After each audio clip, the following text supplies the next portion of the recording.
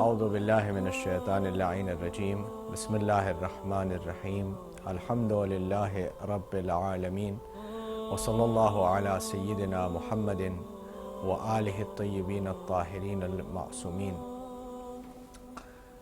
The personality of Muslim ibn Aqeel alayhi salam is one of the key personalities of the story of Karbala, even though of course he's killed in Kufa and not at Karbala.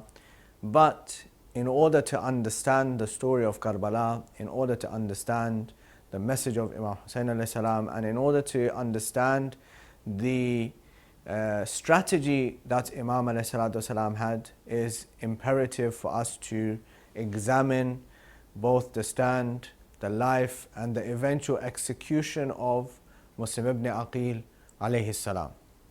So we find that Imam Hussein alayhi salam, after leaving Medina, comes to Mecca and he spends many months in Mecca. During that time, people come to him, they speak to him, they talk to him, he tells them things, he gives them advice, so on and so forth. And at this moment in time, he hasn't made it apparent about his decisions of what he wants to do.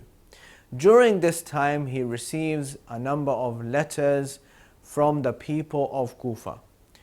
These letters, of course, consist of different contents and come from various different groups of people. Some of the letters which come to Imam Hussein alayhi salam speak of the economic situation in Kufa, the fact that there is a lot of economic prosperity in Kufa, and there are some letters which speak about the fact that they need a leader, they are not happy with the current governor of Kufa. And then finally he receives a letter, Imam Hussein alayhi salam receives a letter which is very, very different in tone. This final letter that Imam Hussein alayhi salam receives, in this letter it states that we believe in you as our Imam, as ordained by God, and we need and we are calling for your assistance, we are calling you for assistance. If you do not come to our aid, then we will complain against you on the Day of Judgment. This letter is signed by some of the notables of the city of Kufa. This letter is signed by the likes of Habib ibn Mudahir, by the likes of Mukhtar ibn Abi Ubaidah al-Thaqafi. This is signed by Muslim ibn Awsaja and the Hani ibn Urwa, the notables of the city of Kufa. When Imam Hussein alayhi salam receives this letter, this is when he makes a decision to send somebody to Kufa in order to examine the situation of Kufa, in order to find out what is the mood in the city of Kufa. Imam Hussein alayhi salam decides to send Muslim ibn Aqeel, his cousin and also his brother-in-law, to Kufa. He sends him with this letter, with this instruction and this very famous and powerful statement. He says in that letter, "Inni ba'ithun ilaykum akhi wa ibn ammi wa thiqati min ahli bayti. Wa thiqati min ahli bayti.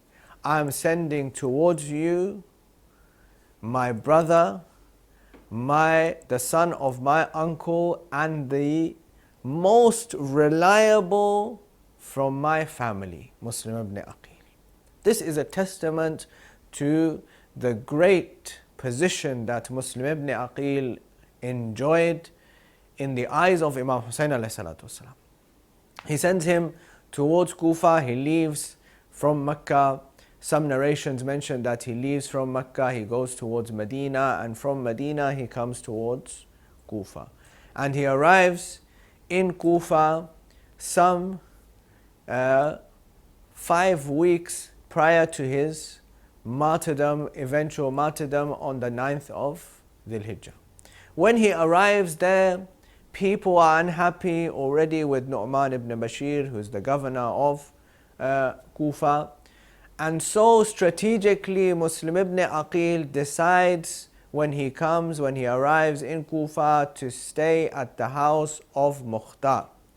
Mukhtar is a safe house because Mukhtar is married to the daughter of Nu'man ibn Bashir. And therefore it's a safe house, he will get protection because the governor will not attack his own daughter's house. Muslim ibn Aqeel stays there, people come to visit Muslim ibn Aqeel at the house of Mukhtar.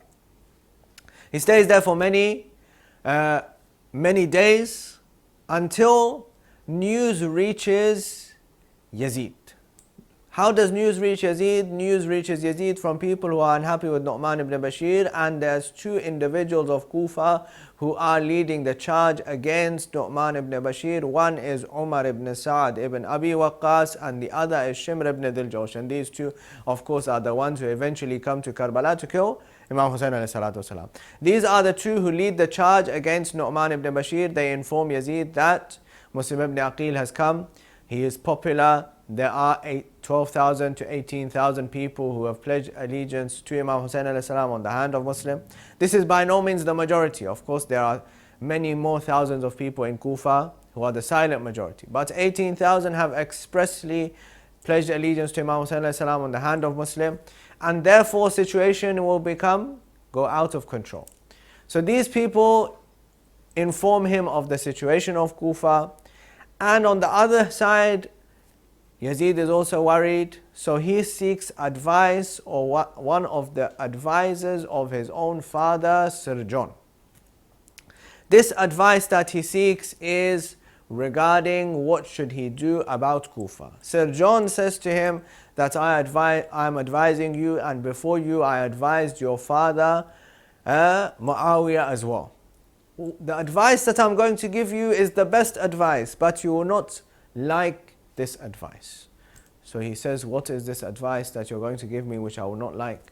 He says that tell Ubaidullah ibn Ziyad to go from Basra towards Kufa. So Yazid says, but Ubaidullah ibn Ziyad already is too full of himself. He already thinks that he is so powerful that I need him. Now if I send him from Basra and I put him in Kufa, he's going to become even more self-important, he's going to think even more of himself. Sir John says, look, I told you already that you're not going to like this advice, but this is the best advice for saving Kufa and for preventing it from going out of control. In summary, Yazid is forced to take the advice. He sends a message towards Ibn Ziyad that leave Basra and come towards Kufa.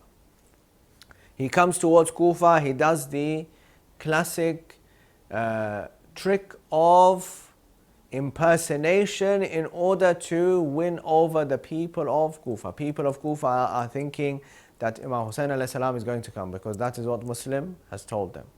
So he does the impersonation, he dresses in the way that the Bani Hashim used to dress, and he covers his face. When he enters, they think that it's Imam Hussein alayhi salam, and when he comes towards the palace, he takes off his face covering and they realize that it's Ibn Ziyad. Now through this, Ibn Ziyad has been able to identify all the people who are supporters of Muslim and by extension supporters of Imam Hussein alayhi salam. He comes into the palace, he takes over the command from Nu'man ibn Bashir, and now he puts a curfew and he makes an announcement that whoever is seen with Muslim or associating Muslim, that person is going to be arrested and there will be no protection of their life. Now comes the famous scene that Muslim is leading the prayer in the mosque. When he turns around after the prayer, there's nobody behind him and there's no place for him to stay. So he shifts his place of staying from Mukhtar and he goes towards the house of Hani ibn Urwa. When he comes towards the house of Hani ibn Urwa, there's a famous story that's mentioned here that one of the advisors of Muslim ibn Aqeel in Kufa says that I'm going to call Ibn Ziyad to my house, he's coming to my house. So you also come there, hide behind the door, and we will kill him in a surprise attack. When they go there, and Ibn Ziyad comes. He gives the direction to Muslim to come out and kill him, but Muslim doesn't come out. When Ibn Ziyad leaves, Sharik says to him, why didn't you come and kill Ibn Ziyad? Muslim says that I recalled the hadith of my grandfather Rasulullah sallallahu alaihi wasallam that is impermissible for a person to kill somebody in a surprise attack. Impermissible to deceive even the enemy. Therefore I did not do so. Eventually Muslim is left all alone. There's no place for him to go. He comes out of the masjid and he sits outside a house after being thirsty, being hungry and thirsty and unable to walk anymore. A woman comes out of the house and she says, don't you know there's a curfew in Kufa? Why isn't it that you go home? Why are you sitting here? So he says to her that what should a person do who has no home? So she asks, who are you? He says, I'm Muslim ibn Aqeel. She says, that means that you're from the family of the Prophet sallallahu alaihi wasallam. So he says, yes. So she brings him into her house, and that night when her son comes into the house and he learns that there is Muslim ibn Aqeel in his house, he goes and he informs Ibn Ziyad that Muslim whom you're looking for is in my house. The morning comes. As soon as the morning comes, there is sound of horsemen outside of the house. The woman says to Muslim that I want you to stay in the house and I do not want you to go outside. I do not want you to leave. So he says that I do not want your house to be attacked because of me. I do not want your sanctity to be violated because of me. I am going to go out because I am the